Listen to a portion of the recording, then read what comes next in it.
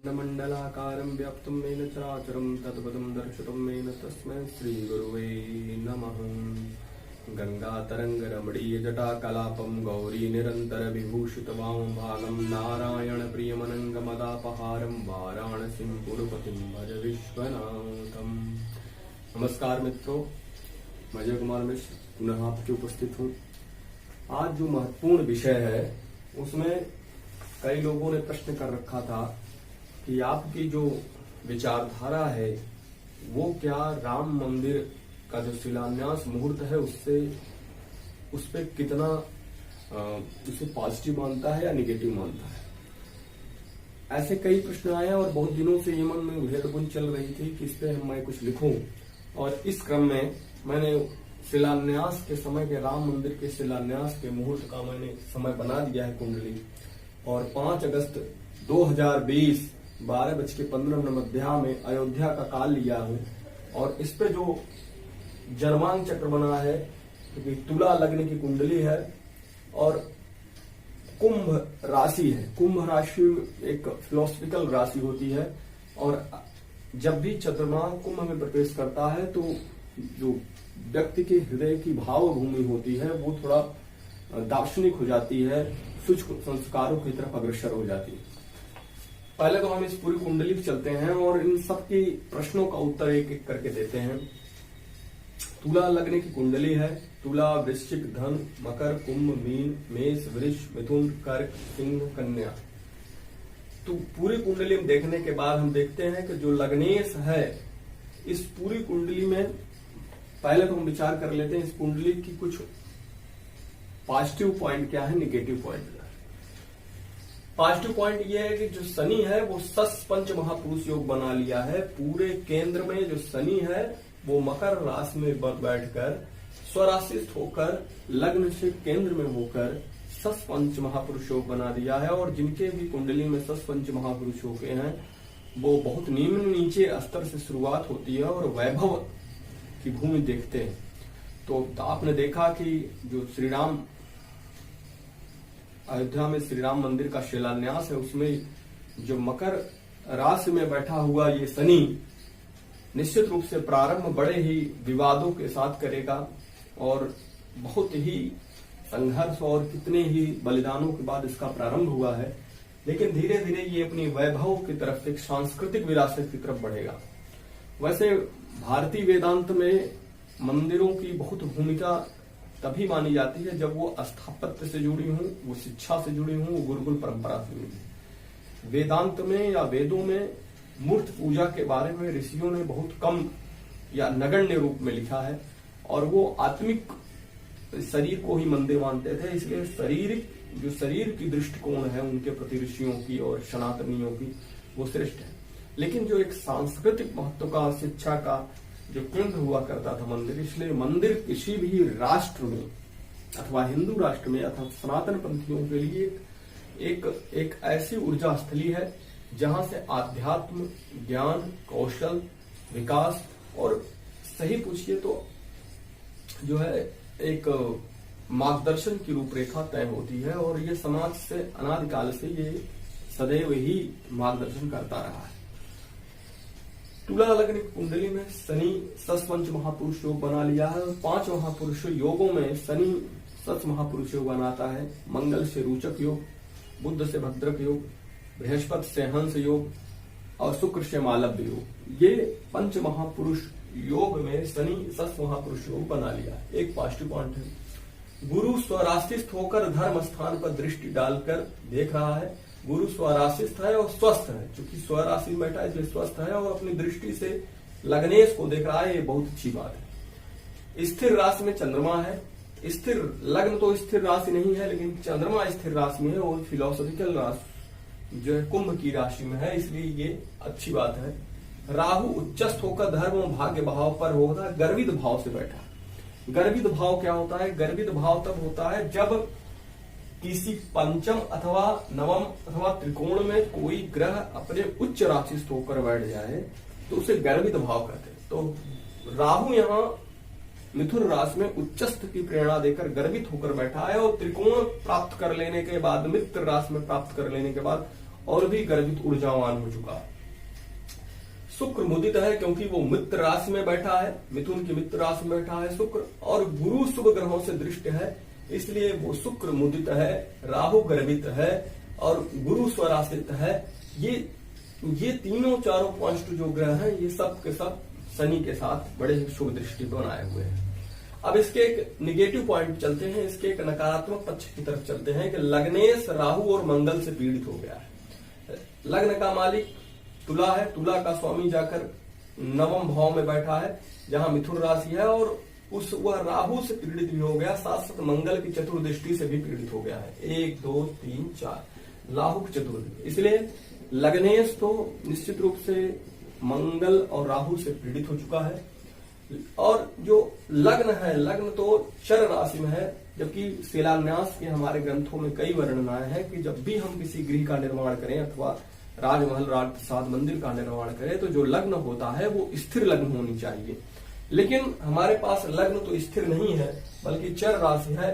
स्थिर जो है वो हमारे पास राशि ही है, इसलिए यहाँ एक निगेटिव पॉइंट ये है। दूसरा से दो विप्र ग्रह गुरु और शुक्र ये राहु केतु के साथ हो गए हैं, इसलिए विप्रों की जो इस भाव भूमि पे विप्रों की स्थिति है वो भौतिकवादी ज्यादा होंगे। आध्यात्मिक के जो ज्ञान होने चाहिए वो धीरे धीरे कमजोर होगा। लोग इस देश में जो ब्राह्मण वर्ण है वो भौतिकता की तरफ बड़ी तेजी से बढ़ेगा, जो आध्यात्मिक व्यक्ति है वो भी भौतिकता की तरफ बड़ी तेजी से बढ़ेंगे, और इस मंदिर निर्माण में भौतिक पक्ष प्रभावी होने जा रहा है अपेक्षा में, क्योंकि ये दिखा रहा है स्पष्ट रूप से कि विप्रमण लोग, आध्यात्मिक प्रकृति के जो लोग हैं, उन्हें राहु केतु से पीड़ित हो जाने के कारण उन्हें भौतिक जो है मानसिक और भौतिक शांति चाहिए, उन्हें आत्मिक शांति की कमी होने वाली है। दूसरा से मंगल त्रिशित हो चुका है। त्रिशित इसलिए है कि पहला तो वो जल राशि में है और दूसरा शत्रु 1 2 3 शनि से दृष्ट है, इसलिए शनि से दृष्ट होने के कारण मंगल त्रिशित हो चुका है। और चंद्र भी पीड़ित है और पाप कर्तरी योग में है। चंद्रमा पीड़ित है और 2 पापक ग्रहों से पीड़ित है, इसलिए पूरे के पूरे देखने पर हमको एक बात तो समझ आती है कि पूरी कुंडली में कुछ पॉजिटिव पॉइंट है, कुछ नेगेटिव पॉइंट है। लेकिन इन सब के अलावा हम कुछ प्रश्नों के उत्तर देना चाहते हैं। जैसे पहला प्रश्न मुझसे पूछा गया है कि मंदिर निर्माण में की आयु क्या होगी, मंदिर निर्माण की आयु क्या होगी। वैसे शास्त्रों में जो मंदिर होता है वो उसकी आयु इस तरह से रखनी चाहिए, या अब तक जो हमारे वास्तु ग्रंथों में, स्थापत्य ग्रंथों में इसकी जो बताया गया है कि कम से कम 1000 वर्षों के किसी मंदिर की स्थापना की नींव होनी चाहिए। लेकिन यहाँ हम देख रहे हैं कि चूंकि लग्नेश और अष्टमेश, लग्नेश द्विस्वभाव राशि में आ गया है और अष्टमेश भी द्विस्वभाव में राशि में, इसलिए हम इसे मानेंगे कि ये मध्यमायु है। मध्यम आयु में जब आते हैं तो वो 1000 साल तक उसके वैभव नहीं रह पाता, बल्कि मध्यम आयु में 5 साल में ही वो धूल धलसित होने की उसकी स्थिति बढ़ जाती है। तो मध्यम आयु में हम जानेंगे कि ये जो मंदिर है ये अपनी अस्तित्व के लिए 500 साल भी नहीं चल पाएगा, और 500 साल पर विप्लव की स्थिति में फिर से इसे खड़ा किया जाएगा। तो 500 साल मध्यम आयु की मान लेते हैं और 500 साल वर्ष की मध्यम आयु रहेगी। एक जन और प्रश्न पूछे हैं कि आप भक्ति के विषय में क्या कहेंगे, इस मंदिर के निर्माण में भक्ति की स्थिति क्या है। तो लग्न से मंदिर वर्तमान पंचम, लग्न से हम मंदिर का वर्तमान भाव देखेंगे और पंचम से उसके अतीत को देखेंगे और नवम से उसके भविष्य को देखेंगे। तो पंचम स्थान पर चंद्रमा कुंभ राशि में है, और कुंभ राशि में होने के कारण ये एक वैभवशाली इतिहास, एक आध्यात्मिक इतिहास की तरफ इशारा करता है। और कहा गया है कि भगवान श्री राम इमाम हिंद है, और जैसा कि मुस्लिम पक्षकार भी कहते हैं कि जो भारतीय जनमानस है, भारतीय सांस्कृतिक व्यवस्था है, उसमें श्री राम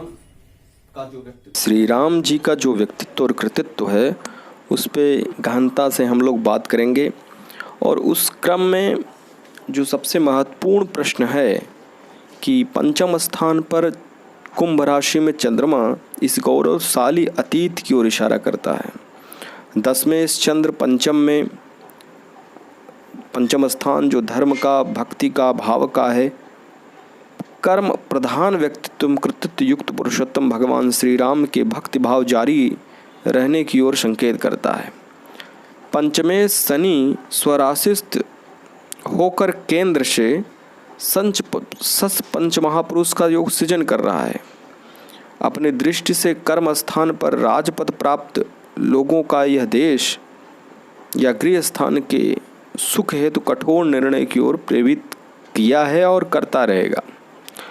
यदि हम लग्न भाव पर शत्रु स्थान से प्रबल मार्केश मंगल की दृष्टि जो लग्न पर पड़ रही है, मंदिर में विघ्न, विस्फोट, हमला आदि की ओर भी इशारा करता है, क्योंकि शनि की दशम दृष्टि सुरक्षा हेतु तो दिखाई दे रही है, लेकिन शनि प्रधान पुजारी, कर्मकांडी, सैनिक आदि के बलिदान को भी दर्शा रही है और ऐसी स्थिति आगे आना स्वाभाविक।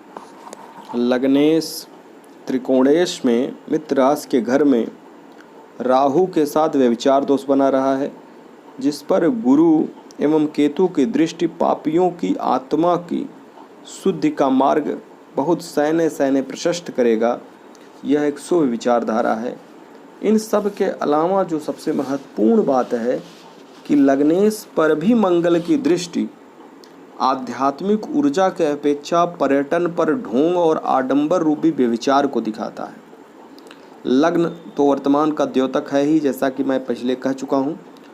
भविष्य हेतु नवम भाव पर शुक्र, राहु और मंगल की दृष्टि भविष्य खराब कर रहे हैं, लेकिन स्वगृही गुरु एवं उच्च का केतु गुप्त पूर्व ऊर्जा पुंज के रूप में, संतों एवं सिद्धों की आशीर्वाद के रूप में, उनकी देख रेख में अगर ये जिम्मेदारियां सहेज दी जाएं तो निश्चित रूप से यह आने वाले समय में इसकी ऊर्जा का केंद्र हो सकते हैं। क्योंकि जैसा कि मैंने पहले से भी कहा है कि राहु बुध की राशि में मानसिक शांति को और शुक्र की राशि वृष में ये एक भौतिक शांति, भौतिक संपन्नता और शांति की तरफ इशारा करता है।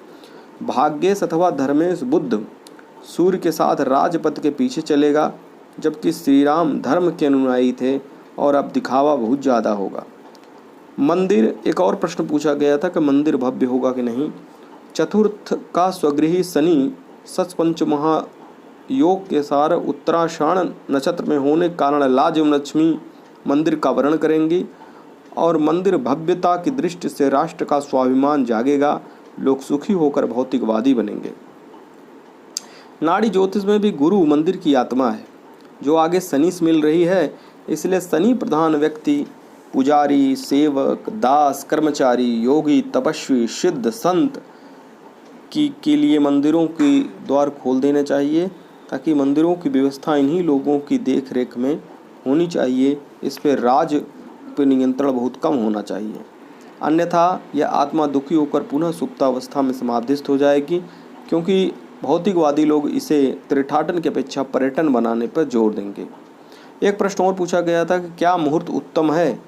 तो मुहूर्त उत्तम तो नहीं कहा जा सकता, हाँ मध्यम कहा जा सकता है, क्योंकि जन्म तारा सद्विखा का काल राहु होने के कारण लग्नेश को दुष्युक्त कर रहा है, जो विवाद को बढ़ाएगा और यह सदा सनातन से विवाद की पराकाष्ठा बनी हुई है।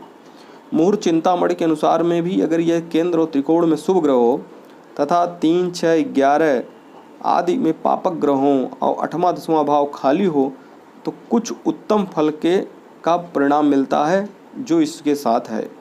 अतः अगर पूरे चीज़ों को देखें तो शिलान्यास स्थिर लग्न में होना चाहिए था, जबकि इसकी राशि स्थिर है और द्वि स्वभाव भी उत्तम है। फिर भी कुल मिलाकर अगर हम ध्यान से देखें तो पूरे के पूरे कुंडली में इस समय राहु की दशा चल रही है और राहु अपने मानसिक और भौतिक शांति को लेकर इसके धर्म स्थान पे बैठा हुआ है। निश्चित रूप से एक बहुत बड़ा योग है कि व्यक्ति के जीवन में जब राहु देने पे आता है तो योगी, सिद्धों, महात्माओं और ऐसी अशरीरी आत्मा शक्तियों को इशारा करता है जो कार्य साधारण शरीर अथवा बलबूते न हो, उन्हें अशरीरी भौतिक शक्तियों के द्वारा किया जाए तो राहु उसमें बहुत बड़ी योगदान निभाता है। चूँकि राहु पर गुरु की दृष्टि है और गुरु और राहु के साथ चांडाल दोष का भी है, और शुक्र के साथ 2 विप्र ग्रह भी पीड़ित हो चुके हैं। इसलिए मैं यही कहूँगा कि राहु अपनी शक्ति सिद्धों का आशीर्वाद से इसे सुगम बनाएगी। जय श्री राम, जय महाकाल, जय बाबा विश्वनाथ जी महाराज की।